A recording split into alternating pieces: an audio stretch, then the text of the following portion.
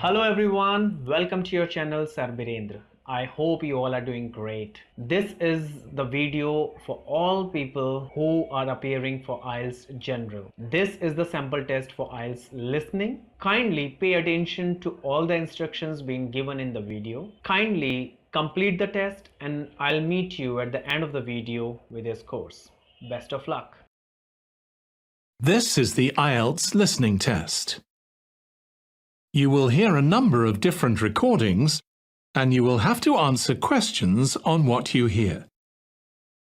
There will be time for you to read the instructions and questions, and you will have a chance to check your work. All the recordings will be played once only. The test is in 4 parts. At the end of the test, you will be given 10 minutes to transfer your answers to the answer sheet. Now turn to part 1. You will hear a conversation between Annetta and Charlotte, first-year university students, and Bill, who works for the Student Union Employment Service. First, you have some time to look at questions 1 to 5.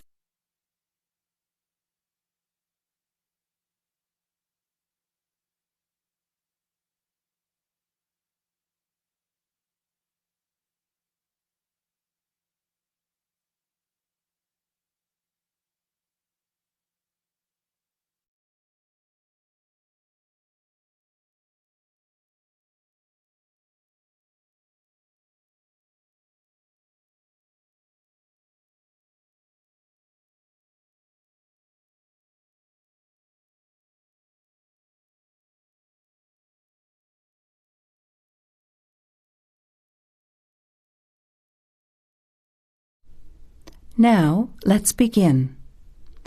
Answer the questions as you listen. You will not hear the recording a second time. Listen carefully to the conversation and answer questions 1 to 5. Hi Bill, this is my friend Charlotte. She's doing first year science too. Pleased to meet you, Charlotte. Annetta told me you want some part-time work. Now, I just have to complete your details on the computer. What's your surname? Johnston. With an E? Yes, Johnstone. I know that you live in the Heathfield Street student residence, but I can't remember the street number there. It's 126. 126. Good. And the phone number? Well, actually, I never give people that number because sometimes nobody answers or they forget to pass on the messages. So, I bought a mobile phone yesterday, but I can't remember the number. I think it's 0414 847 748. I'll just check. No, sorry, not 748. It's 749. 0414 847 749? Yes, that's right. I must try and remember it. And what sort of work are you looking for? Well, anything really, I suppose, though it depends when it is. I'd rather work during the day, if that's possible. How many hours a week were you thinking of? Oh, I'm not sure. Maybe about 10. But I need to keep at least 2 days a week free for study. Do you have any work experience? Not much, though I used to help in my uncle's shop when I was at school. OK. Well, I'll put it in, but we don't usually get shop work. What about gardening? I'd rather not. Everything I touch dies. What other kinds of work are there? Well, there's a lot of demand for house cleaning, fast food preparation and kitchen work and pizza delivery if you've held a driving licence for 12 months. I'm not sure. Can I have a look at the vacancies while you talk to Annetta? You now have some time to look at questions 6 to 11. As you listen to the rest of the conversation, Answer questions 6 to 11.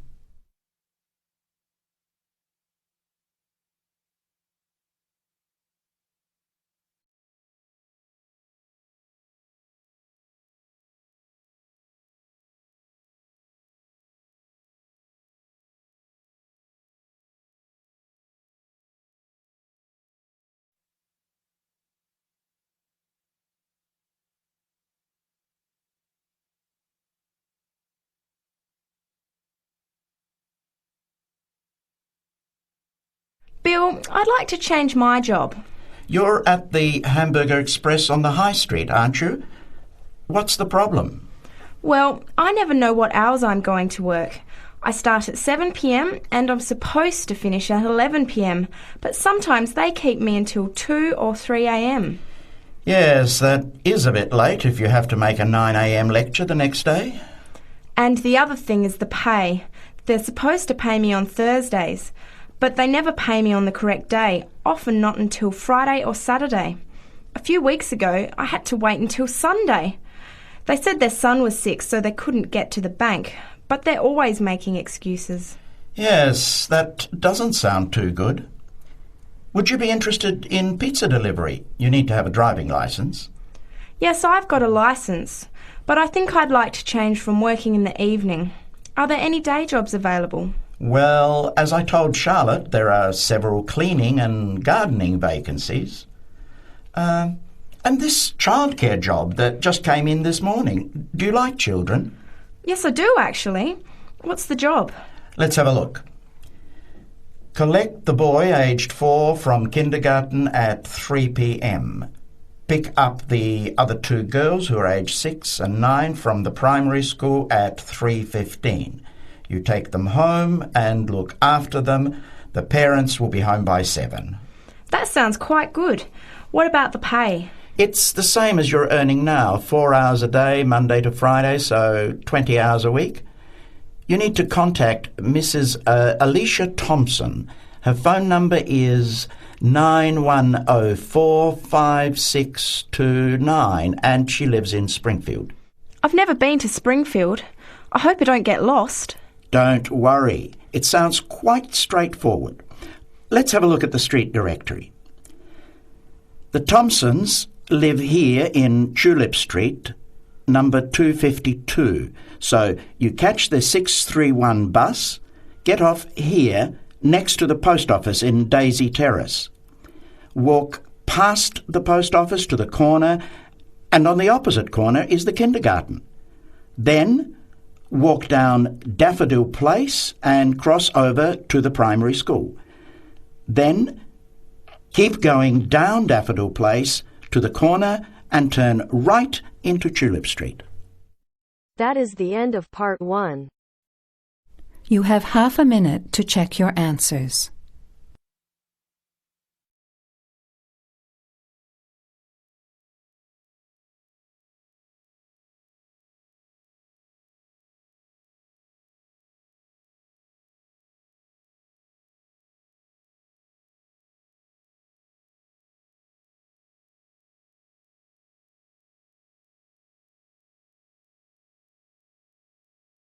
Now turns to part 2.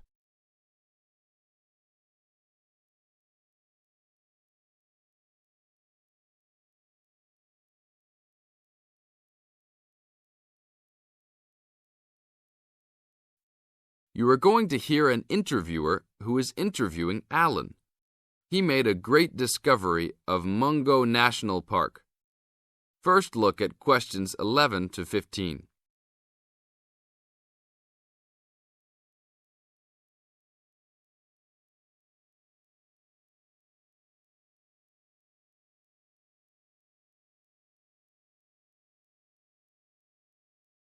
As you listen to the first part of the interview, answer questions 11 to 15.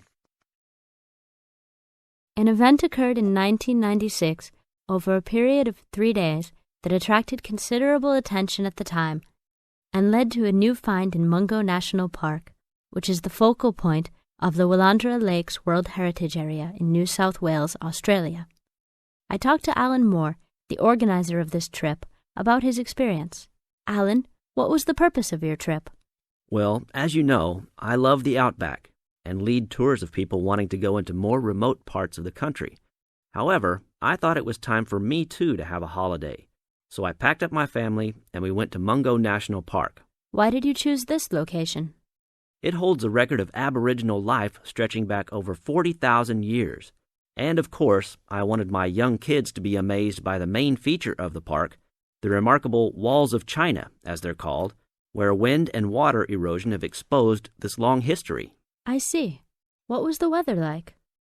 It was unusual for that time of year. The rain was just one continual downpour after another. We were always soaked to the skin. So we decided to cut our holiday short and only stayed 3 days in the end.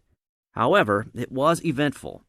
The obvious problem was to get back to the nearest town, a small place called Burunga. But the dirt roads out there are always impassable after rain, so we settled down for a long, wet wait in the park. We didn't really mind because the scenery was so interesting. However, the kids wandered away without our noticing, and eventually we realized they must be lost.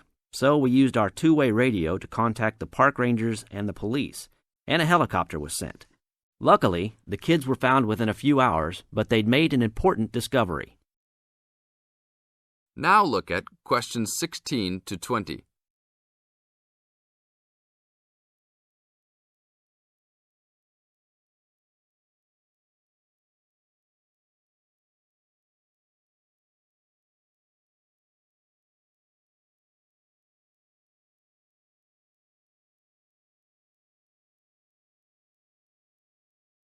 As the talk continues, answer questions 16 to 20. So, the trip was also eventful for another reason, wasn't it? Yes. They led us to some ancient Aboriginal art.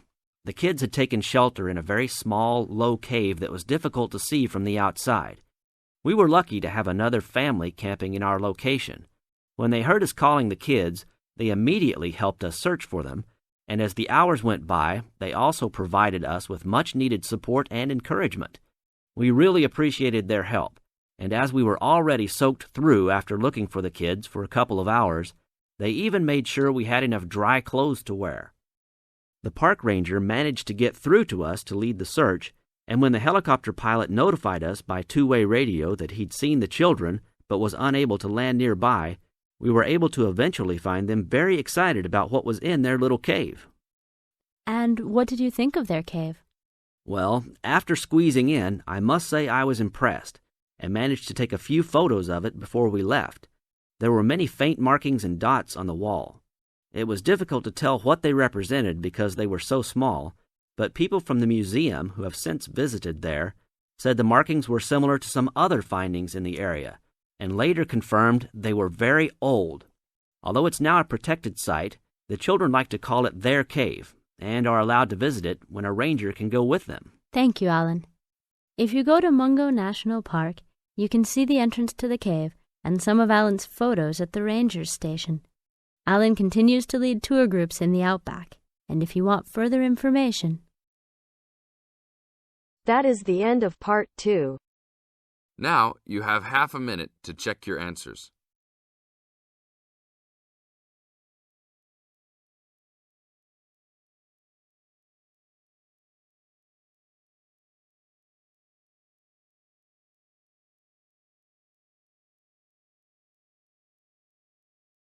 Now turns to part 3.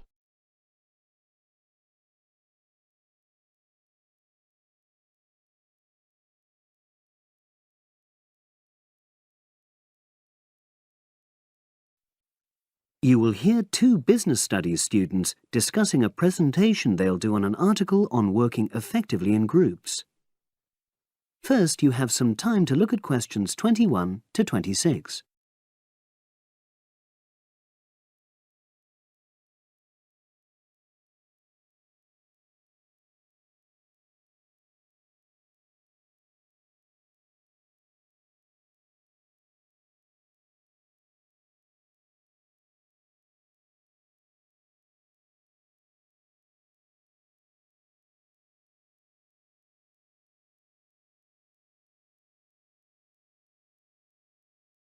Now listen and answer questions 21 to 26.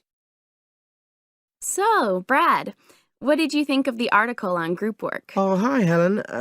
Yeah, it was pretty good, with helpful pieces of advice on how to make group work effective.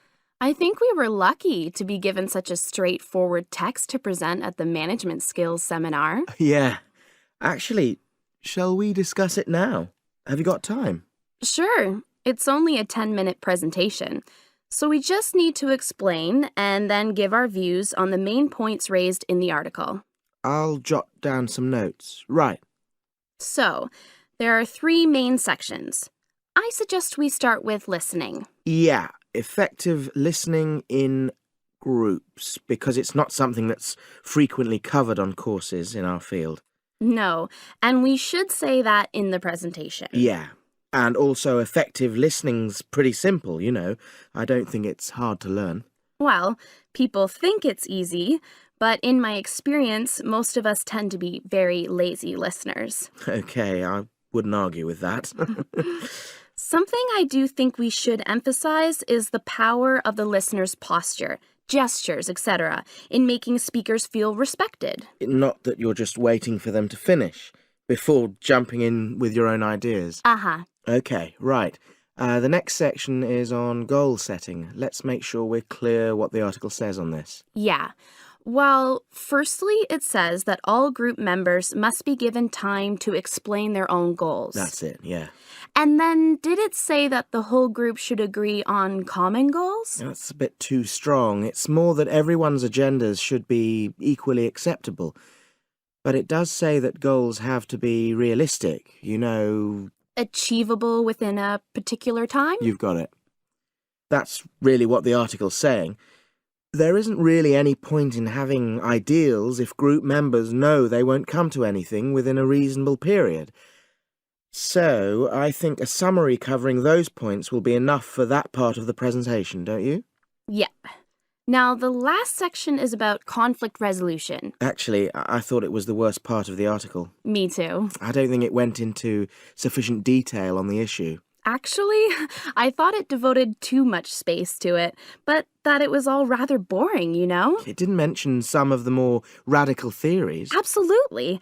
I found that really irritating. Right, and also I think it could have said more about conflict sometimes being healthy in groups. Absolutely.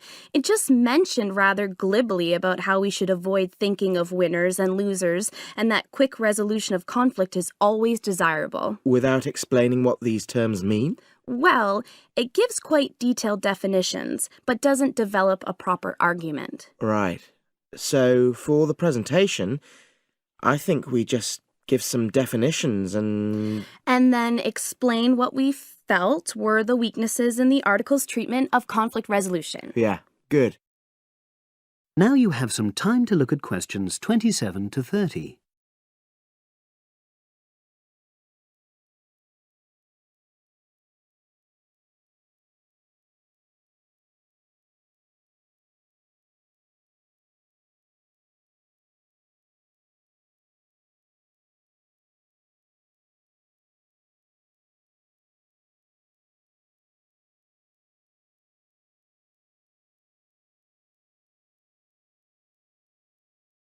Now listen and answer questions 27 to 30. So, let's think about what we have to prepare for the actual presentation.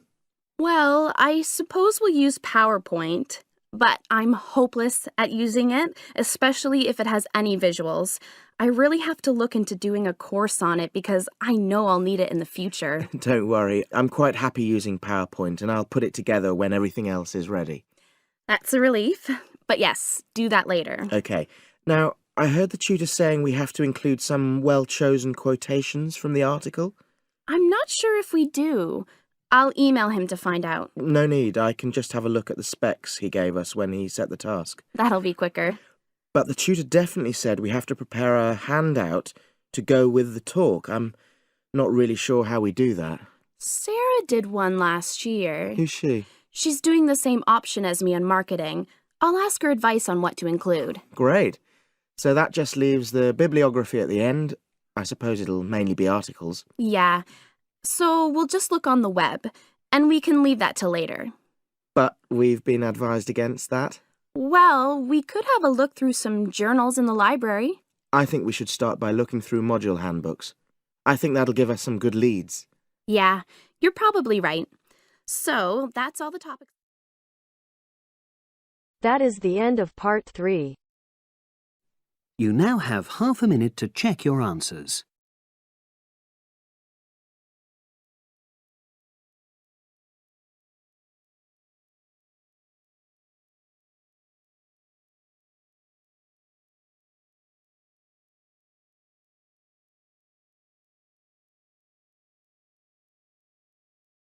Now turns to part 4.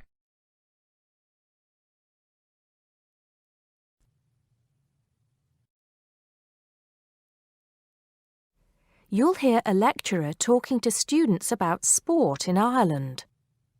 First, you have some time to look at questions 31 to 33.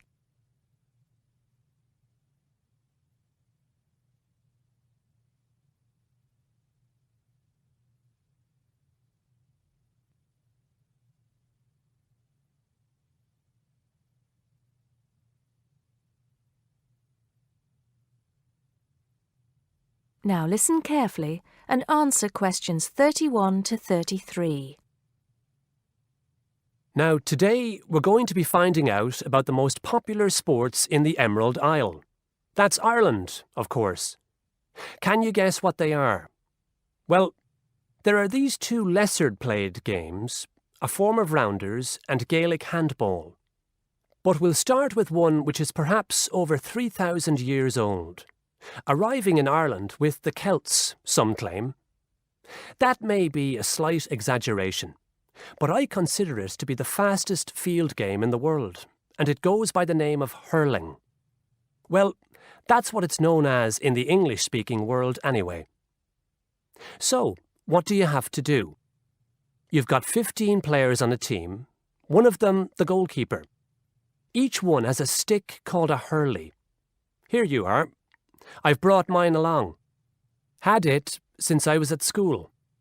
This is what it looks like, and basically you have to get this ball, called a sliotar, that's S-L-I-O-T-A-R, so it's not spelt the way it's pronounced. You hit it into the net for 3 points, or you can hit it over the net for 1 point. The goal looks like the letter H, with the net under the crossbar.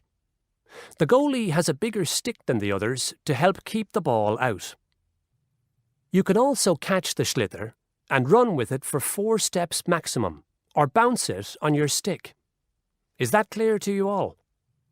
I'll be showing you a video a bit later, so you can see what a game actually looks like. You might like to think of it as a mixture of lacrosse, hockey, and baseball. Oh, and it's played by women too, but it goes by the name of camogie in that case. Before you hear the rest of the talk, you have some time to look at questions 34 to 40.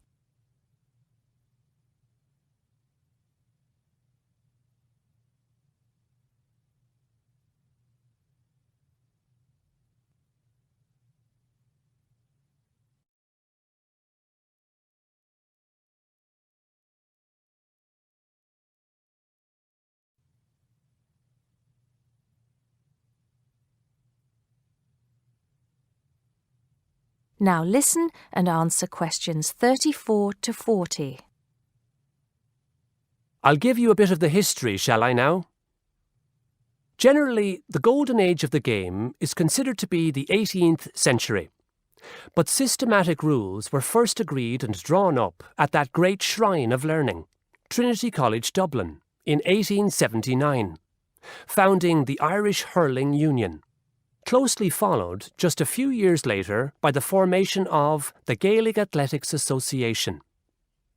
With greater organisation last century, the All-Ireland Hurling Championship got off to a flying start, and I'm proud to say that my own native city of Cork has won more than 20 titles over the years. But then, so have Kilkenny and Tipperary. Is it only played in Ireland? No. Well, it is the only country with a national team at the moment. But you may be surprised to discover there are hurling clubs in London, as well as in America and Argentina, to name just a few. The other game I'd like to take a little time to introduce you to is Gaelic football, which is played on the same pitch as hurling with the same number of players. But there's no net. You just have to get the ball over your opponent's goalposts. And you can do that by kicking or punching the ball. However, you're not supposed to do that to the players, I might add. Imagine it as a combination of soccer and basketball. But in my opinion, it's a more exciting spectacle than either of those. Excuse my bias, if you will. It's also very popular with women. In fact, there are more women's teams than for any other sport. Whether despite or because of the physical contact involved, I wouldn't like to say. They do play a shorter game, 60 minutes, rather than the men's 70. So, let's have a look. If we can have the lights down, I'll see if I can get this technology to work. That is the end of part 4. You now have half a minute to check your answers.